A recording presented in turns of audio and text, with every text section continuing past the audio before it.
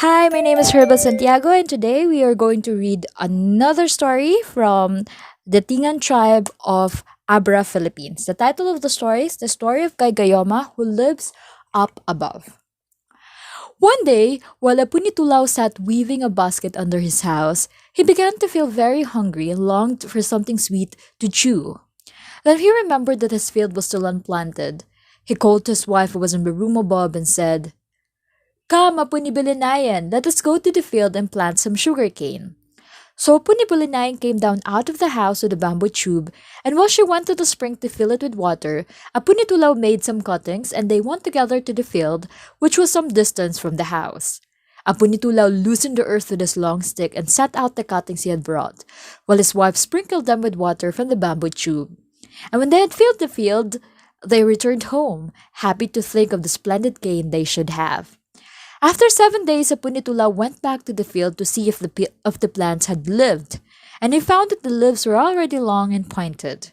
This delighted him, and while he stood looking at it, he grew impatient and determined to use his magical power so that the cane would grow very fast. In 5 days, he again visited the field and found that the stalks were tall and ready to chew. He hurried home to tell Apuni-Bilanayan how fast their plants had grown, and she was proud of her powerful husband.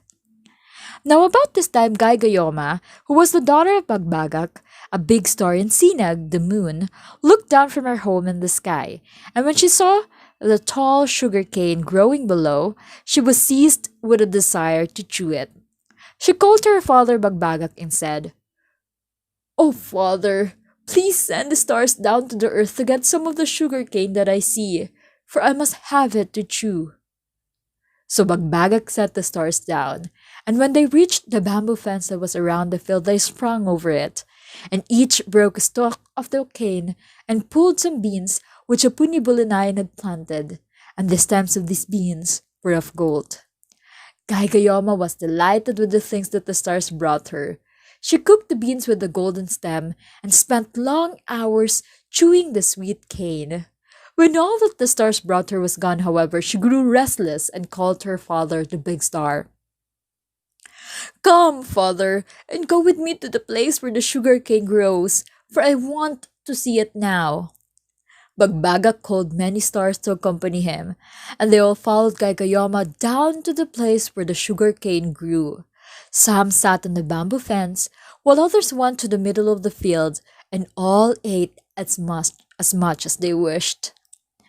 The day following this, Apunitulao said to his wife, "Apunibulinayan, I am going to the field to see if the bamboo fence is strong, for the carabao will try to get in to eat our sugar cane." So I set out, and when I reached the field and began looking along the fence to see if it was strong, I kept finding the stalks that the stars had chewed, and he knew that someone had been there. He went into the middle of the field, and there on the ground was a piece of gold, and he said to himself, "How strange this is! I believe some beautiful girl must have chewed my cane. I will watch tonight, and maybe she will return for more." As darkness came on, he had no thought of returning home, but he made his meal of the sugar cane and then hid in the tall grass near the field to wait. By and by, dazzling lights blinded his eyes, and when he could see again, he was startled to find many stars falling from the sky, and soon he heard someone breaking the cane. Suddenly, a star so large that it looked like a flame of fire fell into the field, and then a beautiful object near the fence took off her dress, which looked like a star, and she appeared like the half of the rainbow. Never had Apunitulao seen such sights, and for a while he lay shaking with fear. "What shall I do?" he said to himself. "If I do not frighten these companions of the beautiful girl, they may eat me." With a great effort, he jumped up and frightened the stars till they all flew up. And when the pretty girl came looking for her dress, she found Apunitulao sitting on it. "You must forgive us," she said, "for your sugar cane is very sweet, and we wanted some to chew." "You are welcome to the sugar cane. But now we must tell our names according to our custom, for it is bad for us to talk until we know each other's names." Then he gave her some betel nut, and they chewed together, and he said, Now it is our custom to tell our names." "Yes," said she, "but you tell first." "My name is Apunitulaw, and I am the husband of Apunibulinayan." "I am Gaygayoma, the daughter of Bagbagak and Sinag up in the air," said the girl.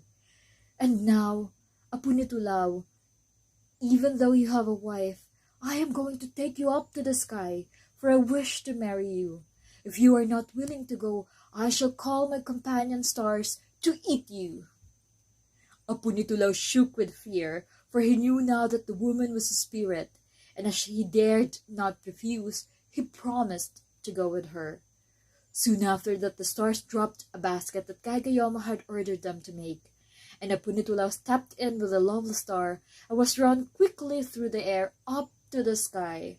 They were met on their arrival by a giant star whom Gaygayoma introduced as her father, and he told Apunitulaw that he had acted wisely in coming, for had he objected, the other stars would have eaten him.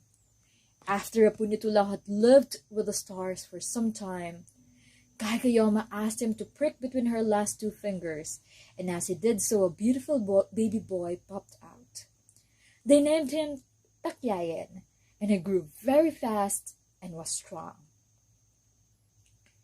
All this time, Apunitulaw had never forgotten Apunibulinayan, who he knew was searching for him on the earth, but he had been afraid to mention her to the stars. When the boy was 3 months old, however, he ventured to tell Gaygayoma of his wish to return to the earth. At first, she would not listen to him, but he pleaded so hard that at last she consented to let him go for 1 moon. If he did not return at the end of that time, she said, she would send the stars to eat him. Then she called for the basket again, and they were lowered to the earth. There, Apunitulaw got out, but Gaygayoma and the baby returned to the sky. Apunibulinayan was filled with joy at the sight of her husband once more, for she had believed him dead, and she was very thin from not eating while he was away. Never did she tire of listening to his stories of his life among the stars, and so happy was she to have him again that when the time came for him to live, she refused to let him go. That night many stars came to the house. Some stood in the windows, while others stayed outside by the walls, and they were so bright that the house appeared to be on fire. Apunitulaw was greatly frightened, and he cried out to his wife, "You have done wrong to keep me when I should have gone. I feared that the stars would eat me if I did not obey their command, and now they have come. Hide me, or they will get me." But before Apunibulinayan could answer, Bagbagak himself called out, "Do not hide from us, Apunitulaw, for we know that you are in the corner of the house. Come out, or we shall eat you." Trembling with fear, Apunitulaw appeared, and when the stars asked him if he was willing to go with him, he dared not refuse. Now Gaygayoma had grown very fond of Apunitulaw, and she had commanded the stars not to harm him if he was willing to return to her. So when he gave his consent, they put him in the basket and flew away with him, leaving Apunibulinayan very sad and lonely. After that, Apunitulaw made many trips to the earth, but at the Gaygayoma's command, he always returned to the sky to spend part of the time with her. One day when Takyayan was a little boy, Apunitulaw took him down to the earth to see his half-brother Kanag. The world was full of wonders to the boy from the sky, and he wanted to stay there always. But after some time, while he and Kanag were playing out in the yard, big drops of water began to fall on them. Kanag ran to his mother and cried, "Oh, mother, it is raining and the sun is shining brightly." But Apunitulaw, looking out, said, "No, they are the tears of Gaygayoma, for she sees her son down below and she weeps for him."